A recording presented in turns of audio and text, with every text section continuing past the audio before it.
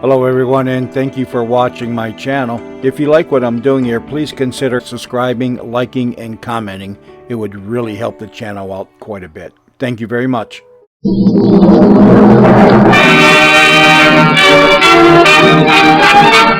From Hollywood, California, the makers of Rinso, America's biggest selling package soap, present Edward G. Robinson with Claire Trevor in a series of powerful dramatic half hours entitled Big Town.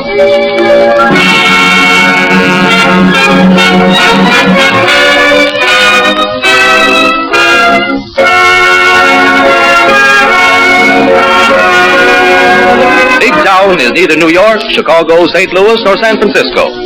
It is a fictitious city, and all the characters in Big Town are fictitious. Any resemblance of name or place is purely coincidental. But the people in Big Town are the same as the people in every large city. They are real, live, vital human beings with the inevitable problems of life, health, and happiness. They have their moments of sorrow, joy, hate, love, failure, success, tears, laughter, fear, hope. Listen, it's Big Town.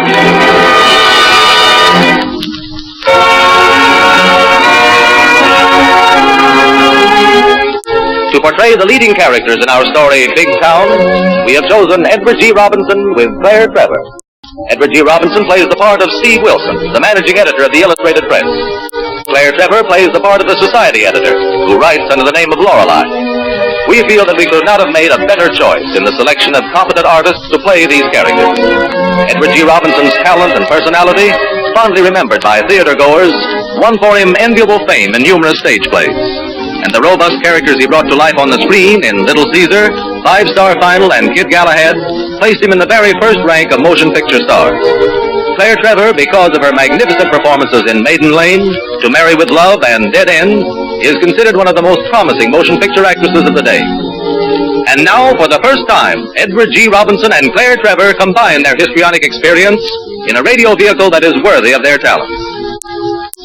This dramatic serial, which we hope you will follow with keen interest and keen enjoyment, is presented by the makers of the new 1937 Rinso, America's biggest selling package soap. And appropriately so, because Rinso plays a dramatic part in millions of American homes. Rinso has the leading role wherever dirt is the menace. And Rinso can be depended upon to give a happy ending to the housewife's most discouraging chores: washing dishes and washing clothes. Even when battling great odds, such as water hard as nails, Rinso never fails to triumph. And best of all, though Rinso is cruel to dirt, it is kind to colors and gentle to your hands, never making them red or rough-looking. That is why, for clothes, dishes, and all household cleaning, Rinso is the headliner. Now our story begins.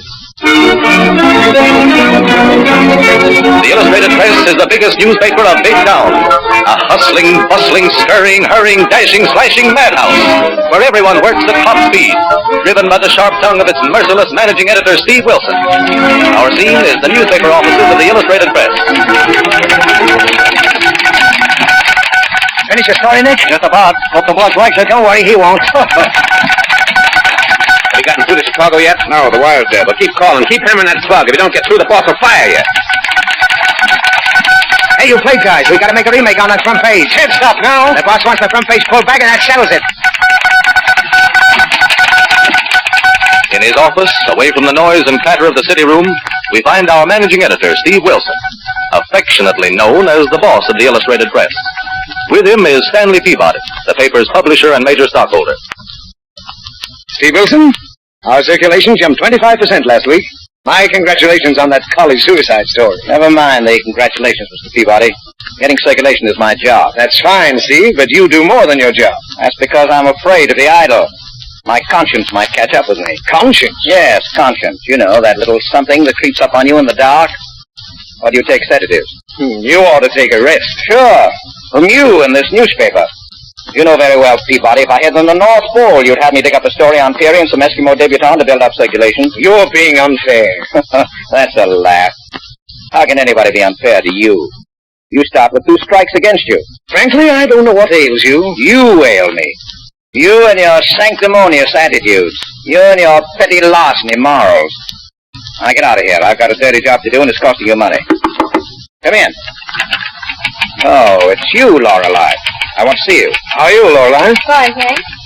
All right, Steve. Let's have lunch. I'll see you at 1 o'clock. Okay. Now, look here, Lorelei. What kind of a story is this that you brought in on Mrs. Ratsmith? Well, Steve, I told our readers what I thought they'd like to know. Eureka! A Daniel come to the fourth estate. Ring the bells in the church steeple.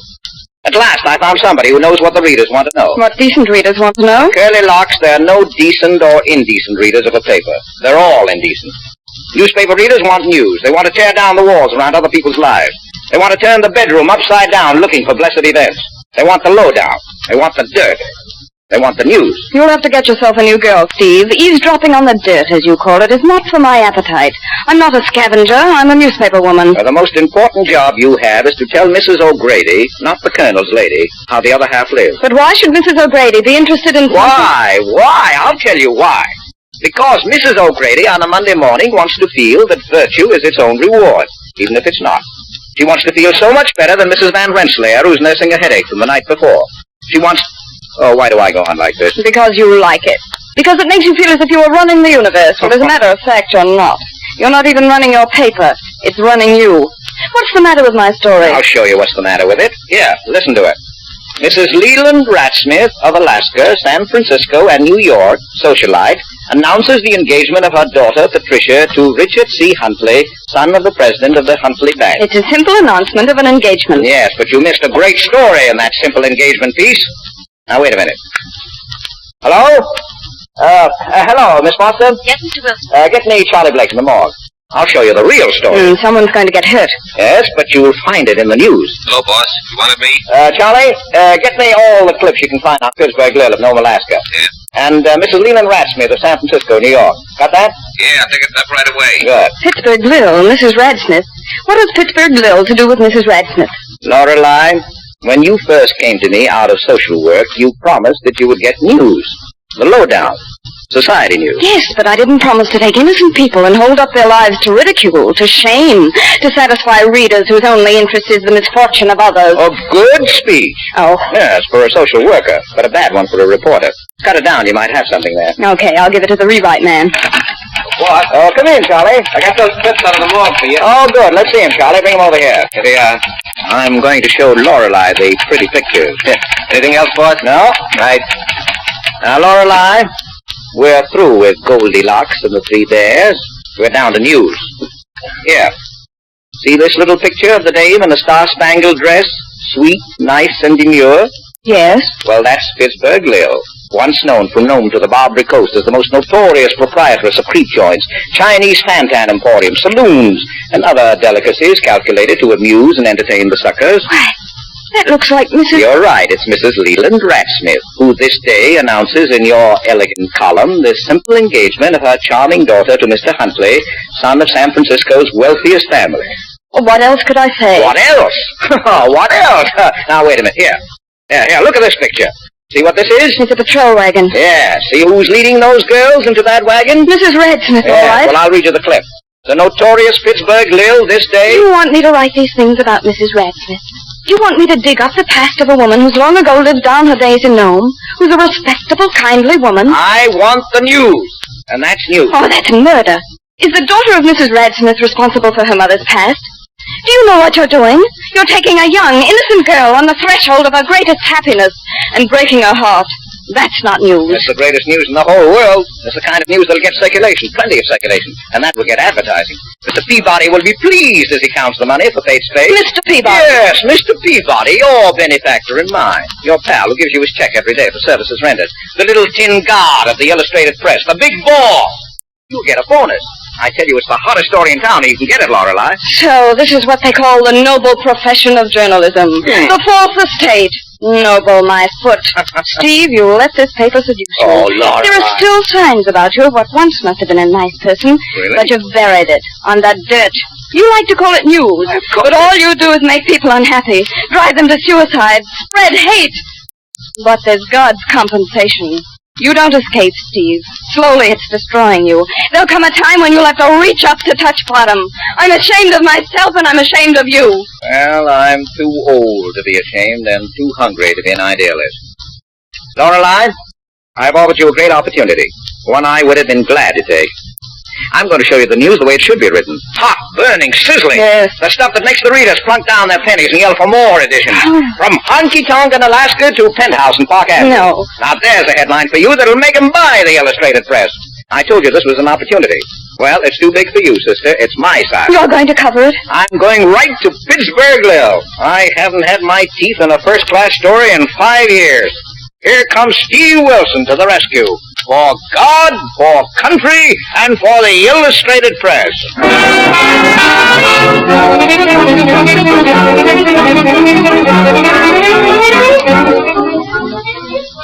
Mrs. Radsmith, Mr. Wilson is waiting in the library to see you. I'll be right down. Mr. Wilson? Well, an excellent memory, Lil. What do I owe this unexpected raid? Raid? Well, what do you call it? A visit. Just a visit for old Lang Syne. What are you doing these days, Steve? Still snooping? Harsh word, Lil, harsh word. You never deserved any orchids. Ah, but you do. Tempus fugit. Time flies, but treats women very kindly. It's the same Steve I knew and known. The same technique with the ladies. Now, wait a minute. Now, don't tell me that I haven't learned anything in all this time. Oh, I wouldn't be that uncomplimentary, Steve. You've learned a great deal.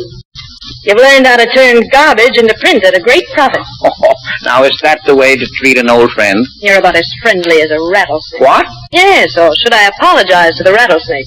At least he gives his victims warning. He rattles. Ah, now you're being very unkind. I'm just a poor newspaper man trying to get along, Mrs. Radsmith. Pittsburg Lil to you. And I know what you came here for.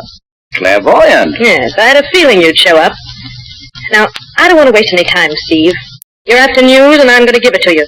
Straight from the shoulder. I'll bet it'll be good. It'll be straight. Steve, if you print a word about my past or anything which will interfere with my girl's happiness, I'll kill you. Thanks. Say, I'll spread that all over my paper. You've been digging dirt for a long time. Why, in Nome, you're always the first to stick your nose into a garbage can. You're right, but I came out with a story. Sure, so that nobody in Alaska would talk to you. Not even your readers. Yes, but they called me a great newspaper man. They called you a sneak, a spy, a double-crosser. And I saved your neck more than once, and your hide, too. Well, thanks, Leo. You're welcome. But the killing still goes.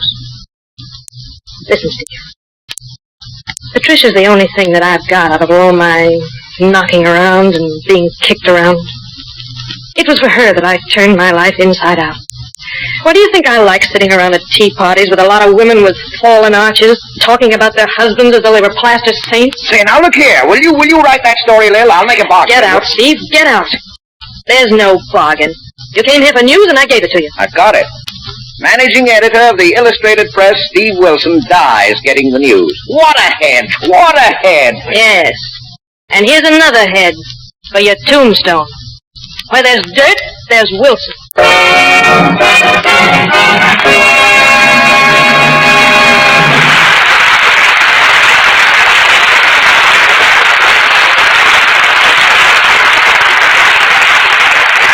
We bring down the curtain for a brief intermission on Big Town, starring Edward G. Robinson with Claire Trevor. Quite a problem has been presented, and were I asked to solve that problem, I would find it very difficult. But were I asked to solve the problem of the housewife who wishes to make her task of washing smoother and happier, and who wishes to have her clothes come out cleaner and whiter, I would find it very simple. In wash tub or in washing machine, there is one soap that will give you complete satisfaction. The new 1937 Rinse Soap. The soap that does away with scrubbing and boiling. The soap that gives fully 25% more suds than ordinary soaps. Suds that are lively, frisky, and full of fight. Suds that move like a trained army, that surround and attack grime and dirt, forcing it to surrender. Suds that never give up until they've made your clothes at least 5 shades whiter and brighter. And with it all, suds that are so gentle that they won't harm the colors of your daintiest washable cotton prints. If you want this little army of cleanliness to work for you, try Rinso. Order the big green and yellow box from your grocer. You'll be amazed, delighted, and thrilled.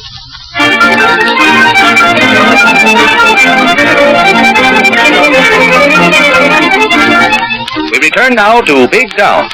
Big Town throbbing with life. Hordes of workers emerging from stores, factories, and office buildings. Hurrying to streetcars, elevators, and subways. Eager to get home to husbands, wives, and children. Yet stopping for the evening's paper. the subject of after-dinner gossip. Extra, read all about Pittsburg Glue. Mrs. Radsmith exposed as Pittsburg Glue. Extra, Pittsburg Glue comes to life as Mrs. Radsmith. Extra, read all about it.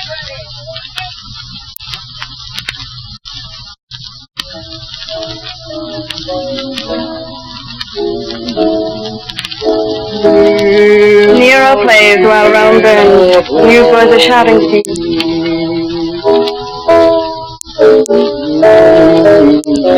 Stop playing, Steve. You're in danger.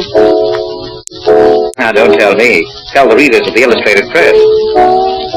You like music? I liked the Lorelei when I heard Schumann Hank sing it. Stop playing your own funeral march. Why not? I ought to have something to do with my own funeral. Mrs. Radsmith wrote my epitaph. You object to my funeral march. Say, who's supplying this corpse anyway? Okay, laugh it off.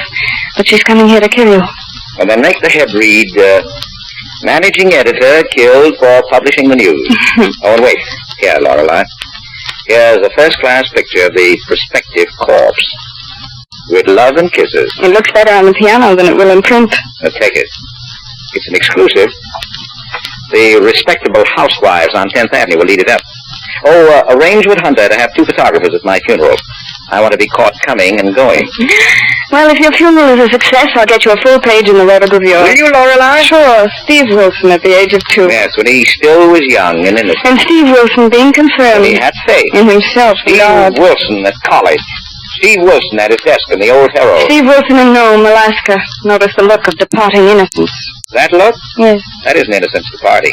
That's the smell of my first big story entering my nostrils. Steve, you're impossible. I hate possible people. Yes, but what you don't seem to realize is that a life is more important than a front-page story. Even if it is yours. Hey. But I doubt if a dull life is more important than an exciting story. I believe you really mean that. You'd rather spread pictures of a killing on your front page, get more and more morons to read the sheet and bolster up your circulation than save a life. Now, Lorelei, stop preaching, will you? The hottest story in America is on the street. I want another lead story. Tell of the great mother love Mrs. Radsmith has for her daughter. A love that may lead to murder. Milk it dry. It's disgusting. Goodbye, Mr. Wilson. Yeah, no, wait a minute, please. Come back here. Tell me, what makes you go on these soul-saving tours every once in a while? Well, you can't see a man you have some respect for turn mean and cheap before your very eyes and do nothing about it. Well, resigning wouldn't help me. Well, I'm afraid if I don't, something might happen to me. Oh, nothing will ever happen to you, Lorelei. Girls like you don't run for the fire escape at the first alarm. You're a newspaper woman. You love getting the news. Yes, but not dirt. No, but getting it, writing it. It grips you like some kind of sinning. Yeah, that's a great speech, boss. With a little fixing, I could do a yarn on that. Now, don't tell me you've got a hot thought. Sure, last words of Editor Wilson. I'd like to write your obituary while you still can edit it. Good. Look, you can use the typewriter in my study. Oh, allow me to show you to the door. Thank you. And don't forget to leave room for my picture. In my heart, kind sir. Cheerio.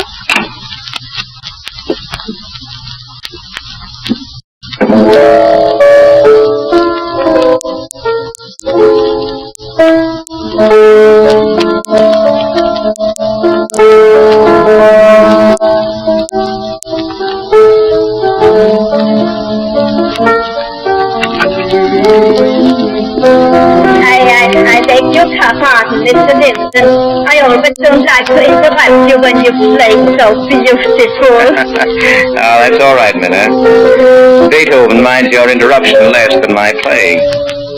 What is it? I must have tonight off, if you please. Oh, boyfriend get into town? No, I have not boyfriend, Mr. Vincent. I have my art. Oh, and great, too. Queen of my heart and stomach. You know, that fickle tongue was something to write about. Say, that's an idea. I'll give it to the recipe department. Mr. Vincent, my art is not cooking. It No? is the theater.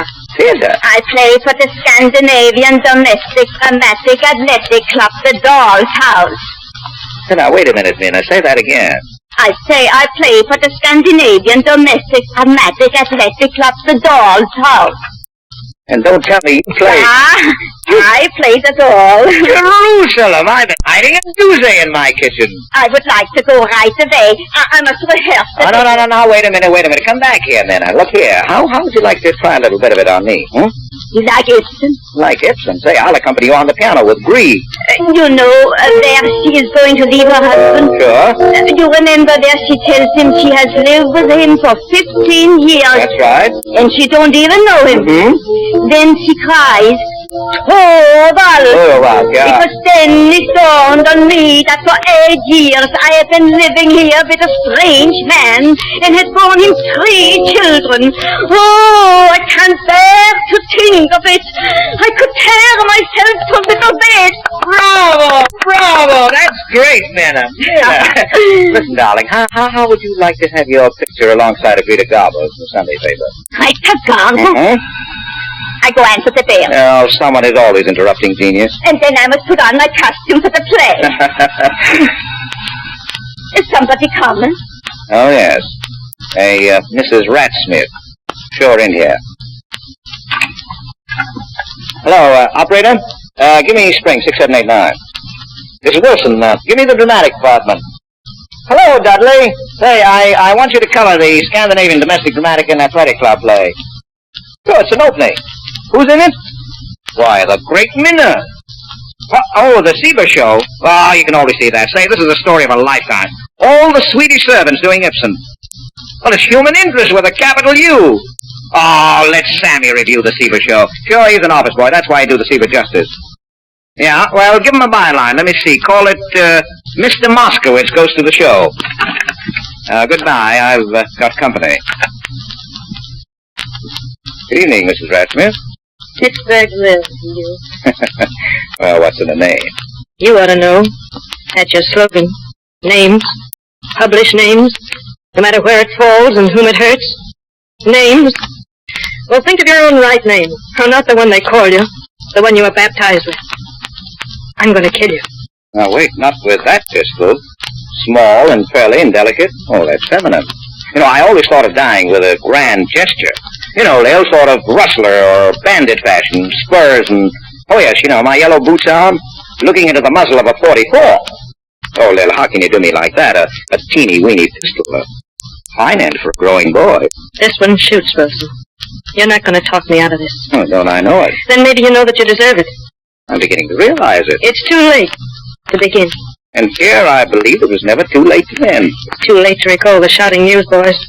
It's too late to mend the hurt you've done 2 young innocent people whose hearts you broke because of your dirty sheets. Now, a paper lives by its circulation, Mrs. Ratsmith. And by the gentlemen of the press who gather the dirt. And how many homes it can wreck and how many lives it can make miserable. Well, the public must have its food for thought. It's scandal. Even if you have to kill somebody to give it to them. Oh, we haven't stooped that low. Lower. Why, you commit murder every day. But you never stand trial for it. The real murderer takes his chances with the electric chair. Why, he's a sport compared to you. He takes a chance. Oh, I've taken chances, too. Now, for instance, right now, with you and that gun, with a nervous finger toying with the trigger. May I do the editing? Of course. Pulling the trigger. Oh, my God. You've done it, Lil. What happened? Someone shot Mr. Wilson. I'm leaving, Steve. Let me see. You killed Mr. Wilson. You killed Mr. Wilson. Oh, he's dead. Mr. Wilson is dead. Not quite. Steve, are you all right? Oh, sure. She was out of practice. Let's call it all a mistake, Lil. You could have avoided that, Steve. Oh, no. I never avoid anything. Not even my own funeral. Miss Lorelei, if you should want me, Mr. Wilson knows my address. Steve, I'll call the doctor. Oh, no, that's the second thing to think about. First call the city desk. No, Minna, get an ambulance. No. You would think of that. What? Get an ambulance with every reporter training on it and lose this exclusive story for the sheet? What would Peabody say? Operator, Spring 6789. I'm so sorry, Mr. Wilson. Well, I'm sorry, too, Minna, to make you disappoint your audience. That's all right, Mr. Wilson. I'm glad she didn't kill you. Hello, city desk. Lorelei talking. Repeat after me.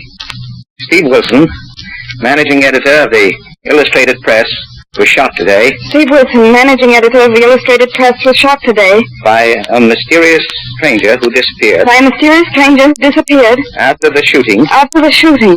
What about her name, Steve? Oh, no. No names. Just a mysterious stranger. No names. Well, what's in a name? Between very good friends. Courage, Lorelei, should never go unappreciated. The lady called on personal business. My affairs are not fit reading for our circulation. That's all, he'd ask. I forget the doctor. Oh, no, Mina.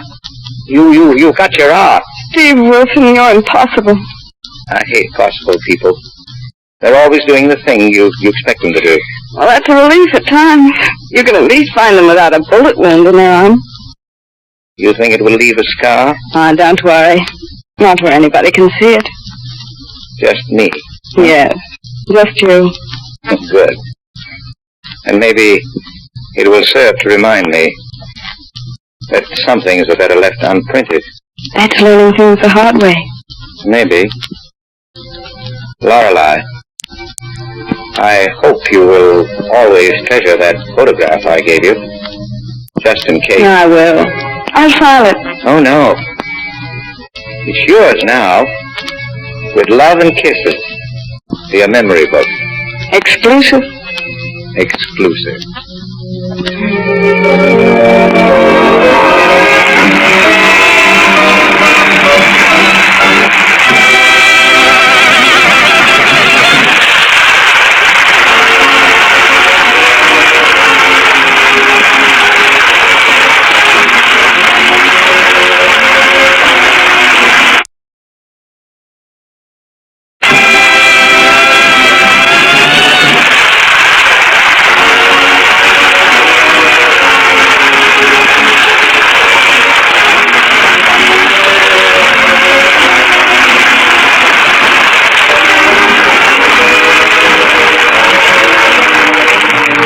That brings down the curtain on the first episode of Big Town, starring Edward G. Robinson with Claire Trevor.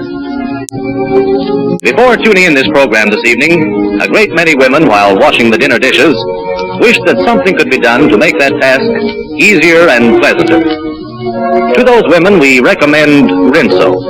Rinso in the dishpan makes a joke out of washing dishes. Those lively Rinso suds chuckle as they tackle the job.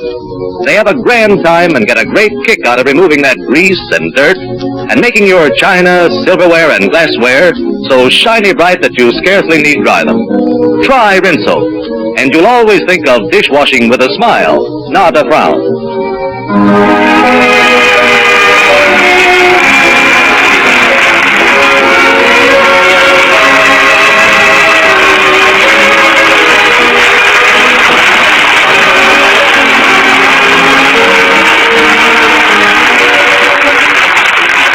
Next week, at the same time, Edward G. Robinson with Claire Trevor brings us the second episode in the series of powerful dramatic half-hours entitled Big Town.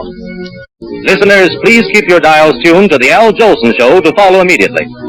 For the benefit of our listeners in the mountain and coast time zones, the Al Jolson program will be broadcast at the usual time, 9:30 p.m. Mountain Time, and 8:30 p.m. Pacific Coast Time. Carlton Cadell speaking. This is the Columbia Broadcasting System.